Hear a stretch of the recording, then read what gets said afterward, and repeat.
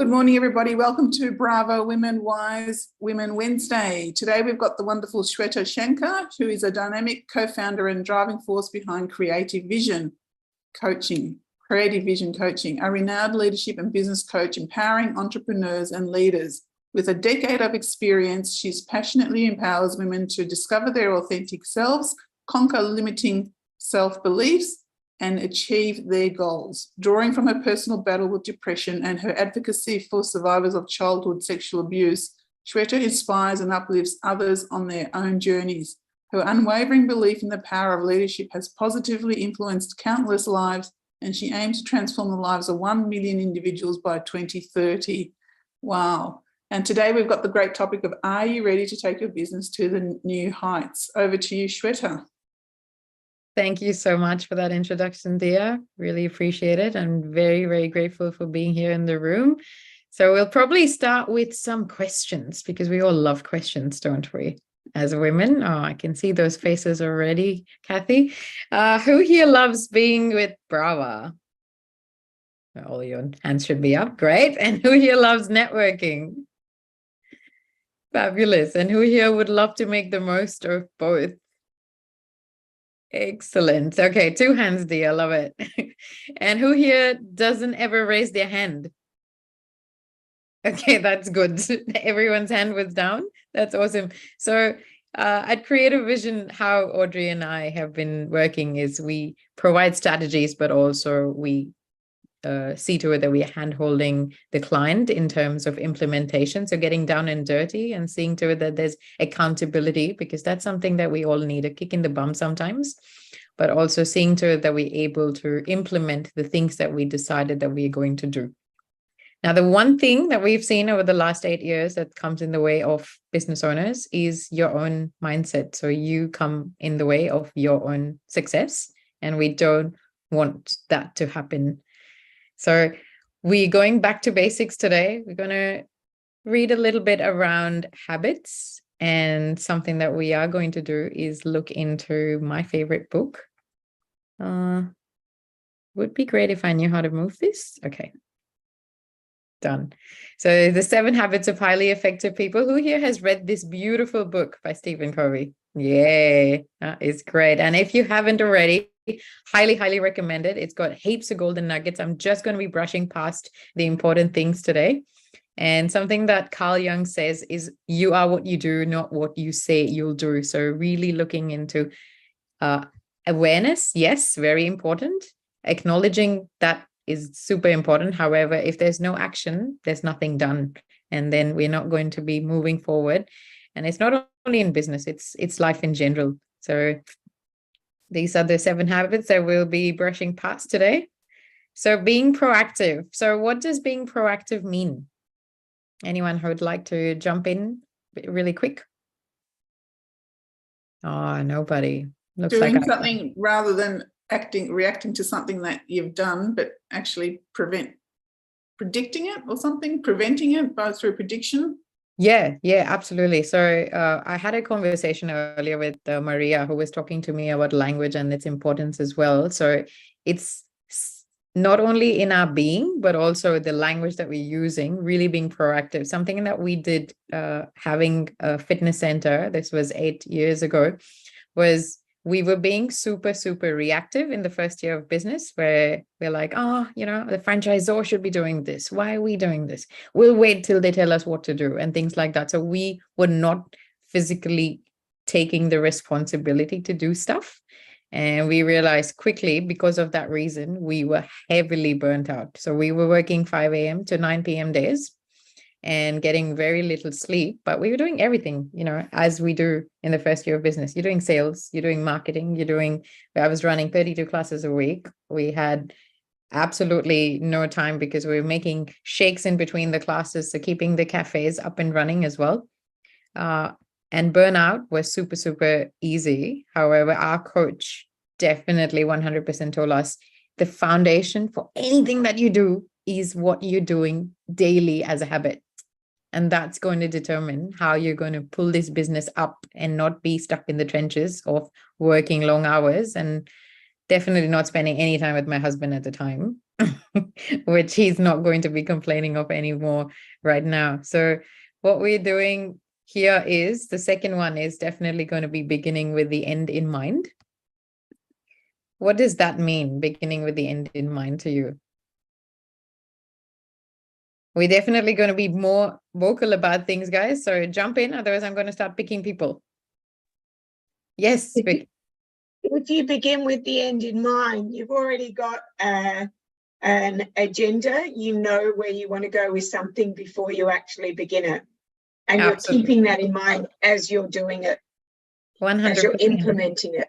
So it is like a lighthouse that you know that you're going to hit towards. So that could be your annual vision. It could be your 5-year vision. It could be somewhere that you want to be at the end of time.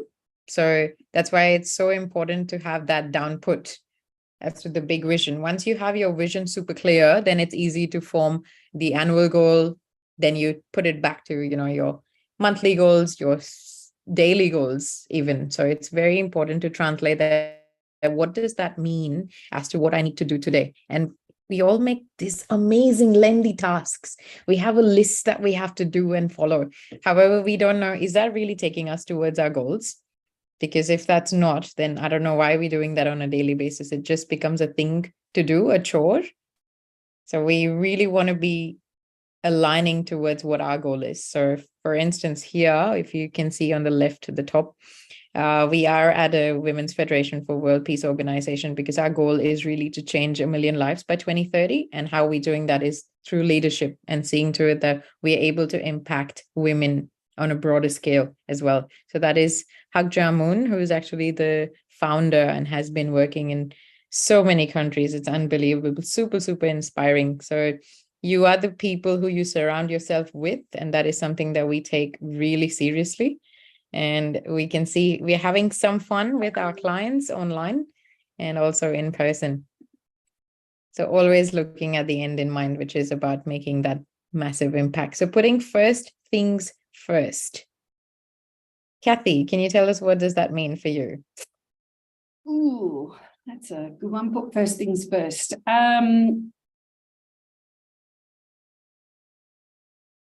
Putting you on the spot there. Yeah, no, I think I'll leave it to you. I suppose it goes along with what you were, eat the frog first, isn't it? Putting the things that are most important for eating the frog. The things that you don't want to get done, stop your procrastinating and do. So list it out and then go ahead and do it. Is that right? 100%. You nailed it. So it's about prioritizing. So looking at things that you're doing, that you're planning, that you're delegating, and you're eliminating. So really looking at a matrix where is what I'm doing on a daily basis really taking me to my bigger vision and bigger goal. And you don't have to do 100 million things a day. You do choose your top 3s, top 5s, but is that going to be the best use of my time today? And that's how you're able to then really efficiently manage time just with the habits that you inculcate on a daily basis and command. So, looks like okay,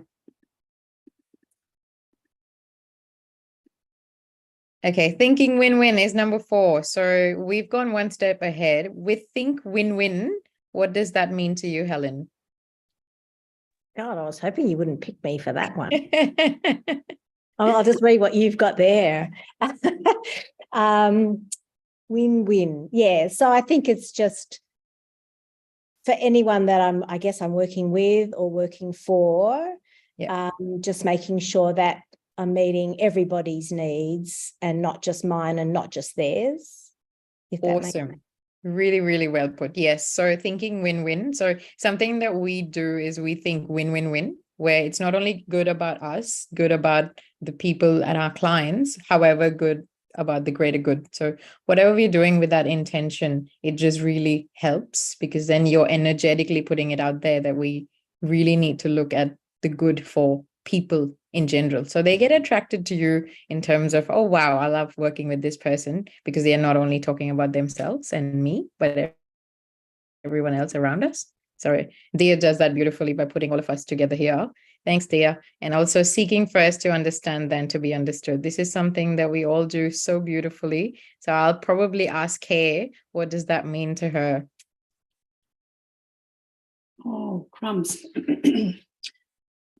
I think seek first to understand is a hard one, because sometimes we don't understand what we need first.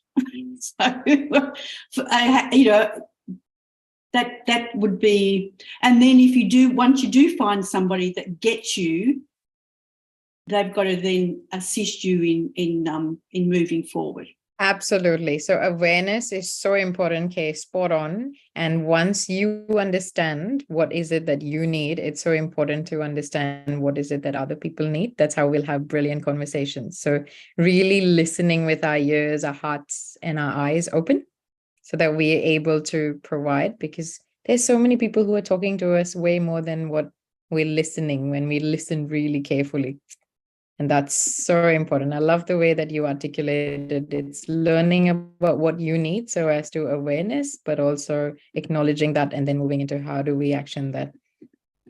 Next up is synergy. So with synergy, it just means that how Dia's created this beautiful community as to when we need someone in terms of a coach, you need someone who is great at, you know, nutrition, someone who can go there for training, someone who provides beautiful food, energetically aligned. All of us are here together. So 1 + 1 may not be equal to 2, but it could even mean 1600. So that's energy, but also that's time, that's money, that's everything that we're able to do unanimously as a good network, as a powerful person. And now sharpening the saw. Wendy, what does that mean for you, sharpening the saw? Sharpening the saw, I'm going to guess that it means staying on top of your game, like education.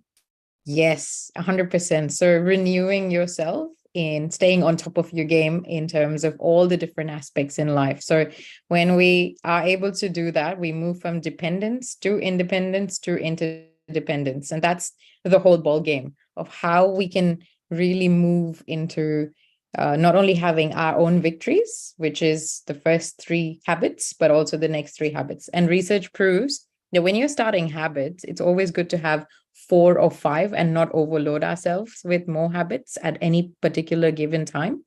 And definitely look into doing that habit for at least 90 days. So then you know that that becomes very natural and you just, you know, go on your day with that. And it could be anytime during the day.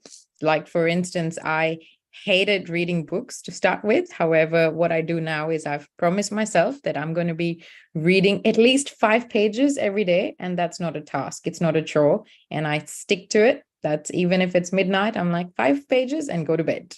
So that's just the commitment that I've made to myself. It's something that you do for your goals. It could be physical goals, spiritual goals, mental goals, and emotional goals.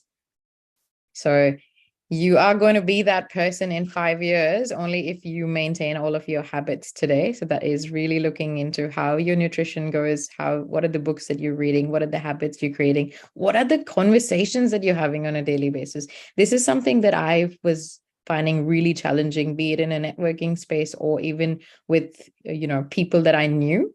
Like, what is it that I'm supposed to really have conversations around? So really working on those things, and that which we persist in doing becomes easier. Not that the nature of the task is changed, but our ability to do so has increased. So repetition is the mother of everything. So do, and your habits come naturally to you, and you become a different person with that 1% change every day. So I hope you take away something from this, and would love to know how your habits have changed everything that you do. Thank you so much, Shwetha. And if people who want to connect with you, we'll have the details below on the channel, and you can reach out